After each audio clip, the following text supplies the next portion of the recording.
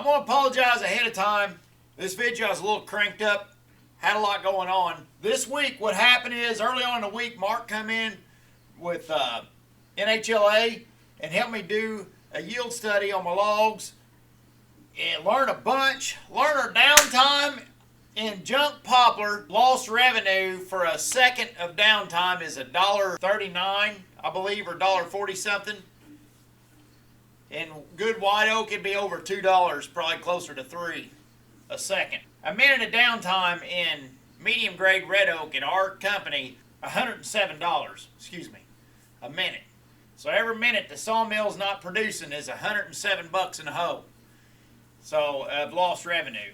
So anyway, we've been hitting her hard. We've been playing catch up because we had Monday and Tuesday of that going on. And then I tried to catch up Wednesday, get everything caught up around there so I could leave out of there by lunch Thursday morning. Wednesday night, after we get the log yard caught up, got the ties caught up, got a whole bunch of stuff done, and everything all buttoned up, and thinking everything's in control, all of a sudden here comes Derek down over the hill, come down to the lower shop, goes, "Guess what?" I said, "What?" He said, "We just pulled the kingpin out of the daggone flatbed, the blue flat." Son of a buck. We've had so much trouble with junk flatbeds here lately. I know years ago when I was in my 20s, I'd resurrected them Transcraft Eagles we had. They was combination trailers, aluminum top, steel bottom. They're just made to rot. Them trailers like that, them combination trailers just suck. So we bought this blue one for $5 years ago. It's a cheap trailer, bought it cheap. And I don't even know what brand it is, but it's got a stupid weird floor in it. It's a stupid weird trailer, but it's getting us by. No complaints. Proud to have it. But flatbeds are cheap and they fall apart on you, especially them combination trailers. And sawmills just don't tend to have good luck with flatbeds. We do good with log trailers, flatbeds not so much. So I'm panicking because we already had a flatbed we took out of commission the end of last year because of problems, and now here this thing screws up, kingpin screwed up in it, but we also have problems with the running gear, or not the running gear, the bracing down the trailer sides. I was like, daggone, we're going to flip that son of a buck over and hurry up and put a kingpin in it, and it's just bothering the crap out of me. I can't, and we don't have extra money, but I told Mama, I said, we ain't got no choice. We got to do something because you can't haul ties on a log trailer with standard stakes. Can't fit the ties in there. So Andrew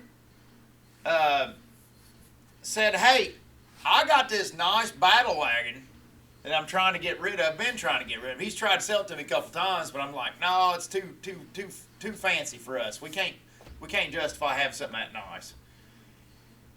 So I was like, oh my gosh. So Andrew's trailer sitting there. So I called up Andrew and I said, "Hey, what about that trailer?"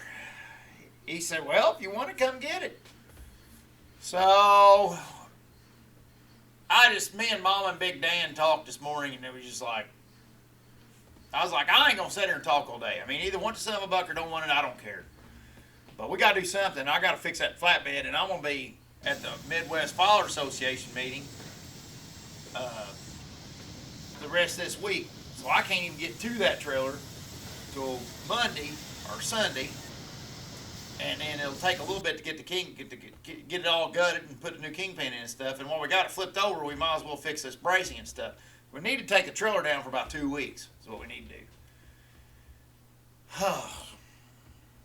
So Dan finally said, "Well, do it, Tater." He said, "That's what you need is a daggone flatbed or a log trailer with slip pocket bolsters. It's a battle wagon style trailer, straight frame, but battle wagon style." Mom was like, so Mommy and Big Mama come up, concocted this plan where we can financially pull it off, and I went down and looked at Andrew's trailer and hooked Blackie up to it. It's a 90 model. We bought it in 95.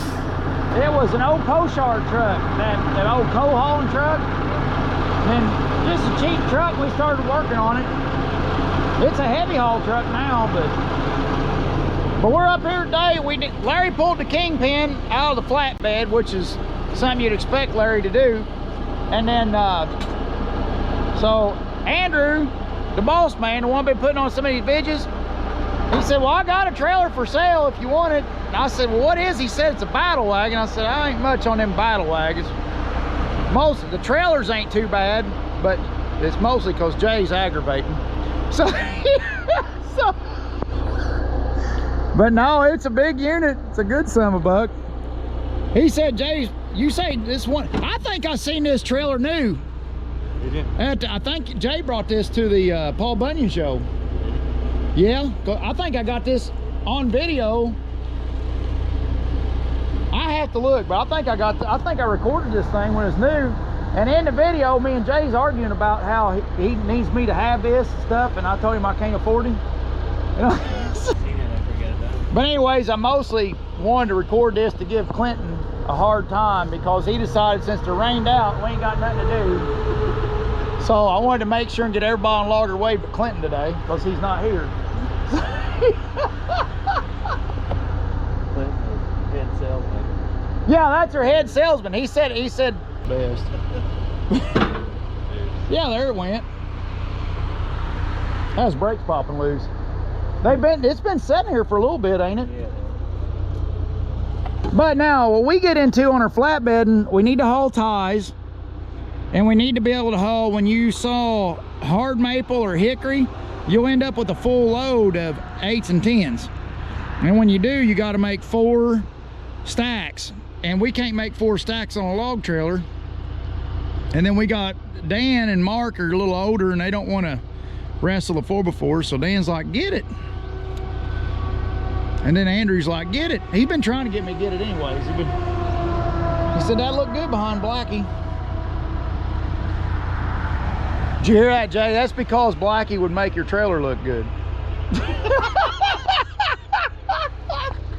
No, I'm just being a shit. And the back axle's a lift axle, which would make it cut like a 40, wouldn't it?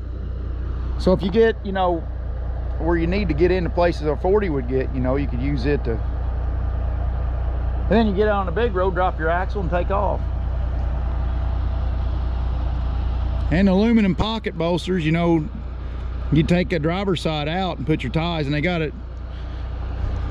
a storage area in here. Yeah. And I love this. They're putting that heavy bottom flange on there, and then they're bypassing their joint here and incorporating that in as the trailer gets big. So, all right, I'll shut up. All right, so this all happened. I think me and Andrew got our business took care of. Andrew fed me breakfast down there at the country kitchen. Guys, if y'all's in Corden, go north of town. Corden, Indiana, go north of town. Go up there to the country kitchen. And that's Andrew's place. And I'm telling you, he fed me. I don't know what you fed me, Andrew. It's some kind of breakfast steak sandwich. And I mean, this dude, I knew it'd be. I just went there. Andrew said, I tell you what. He said, if you're going to spend money on this trailer, I'll give you breakfast. So I come in there, and I started to order, and I was like, no, you order. And I don't know what he got me, but it was some kind of, it was freaking delicious. But anybody in Corden, Indiana, go up there to Andrew's place and get you some food now. He's got some good food up there. But me and Andrew got our little business deal done.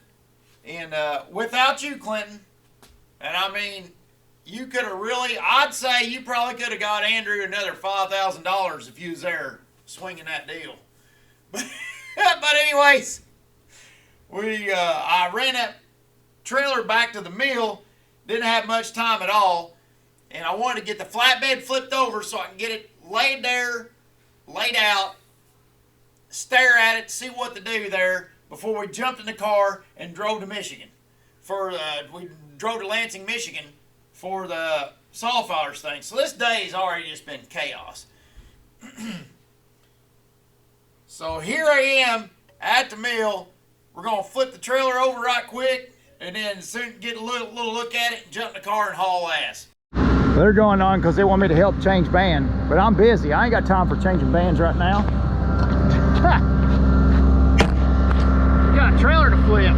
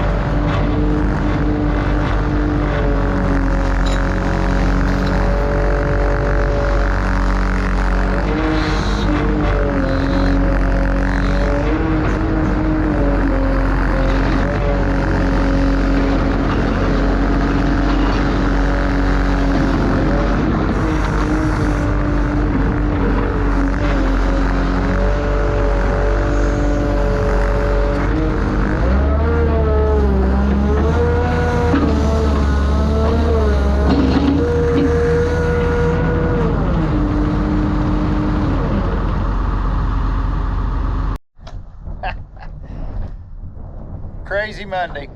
We got out 50, the guys in the mill saw 57,000 feet today. Proud of them. Pretty good day. I worked on a low boy today, or the low boy, this ain't a low boy, this flatbed. I worked on flatbed, got all the trash out of it. There's the trashy stuff in it. I gouged the daggone fifth wheel plate out in pieces. And then there's a sloppy old kingpin down there. And I got my bracing all put back in, everything ready. And in the morning I'll cut that plate up and put some plug welds in it and drop it in the hole and plug weld it from the bottom. This over here, here's a problem with it. This has got some kind of weird deck on it. I don't get all of it. It's got some kind of aluminum panels on the bottom. And then it's got some composite material, something that crosses. I don't understand it. But this trailer, it keeps busting on this side. This is the passenger side. It looks like a driver's side, but the trailer's upside down. No, that's the driver's side. The driver's side keeps busting loose. Passenger side does fine. And you think about road crown and the way the weight sits on the passenger side, it's always pushing down on this side, but it's pulling up on this side because the loads are leaning towards the ditch over there. So I don't know, I ain't never seen that. Now it ain't got no bracing underneath, you know, like a lot of trailers has an I-beam like in there, like an I-beam that runs all the way across. I don't know, it's a different design. I guess it's, guys treat this different, I don't know. But I figured I'd take some of this aluminum out and put some steel in it and make aluminum bolt bracket to go on my steel. It'll make the trailer a slight bit heavier, but hell with it, it's an old flatbed anyways. Main thing I'm eyeballing is someday when this trailer dies, I'm gonna take them axles out of it and I'll make another good log trailer. That's probably, if I build a log trailer, name it Levi. Boy, if you're watching this, we'll probably use them axles for your trailer. Me and you build him. Me and Levi's gonna build him a log trailer someday. Cause I built the twins. I said it's only right if I build you a trailer someday. So, but I said when we build your trailer, you're gonna be my welder man. So he's gonna help build his own trailer. So, it's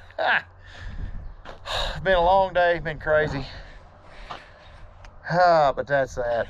We had to go. Chris's truck air compressor went out. We had to go. And it was with a load of mulch on it. So after I took up logs this evening, I grabbed Blackie and went down bobtail with an air hose and hooked Chris's truck up to mine so we could get air in his truck. And he backed up and walked a load of mulch off, pulled up, unhooked. I grabbed his walking floor and brought his walking floor back, and him and Big D's still out. And then Derek's going to, we called Clayton with the wrecker service, and Clayton's going to bring Chris's truck in. So, and now I need to shut this off, go home, and make this YouTube video y'all's getting ready to watch. So, whew. That was a bear to pull that stuff out of there without melting the air lines. I'm still going to hook up the air hoses before I put the plate on, make damn sure I ain't got no air leaks or nothing. But I covered everything pretty good, and water hose and everything else when I was gouging, to try to keep any weld BBs from rolling down there and burn a hole in it, you know.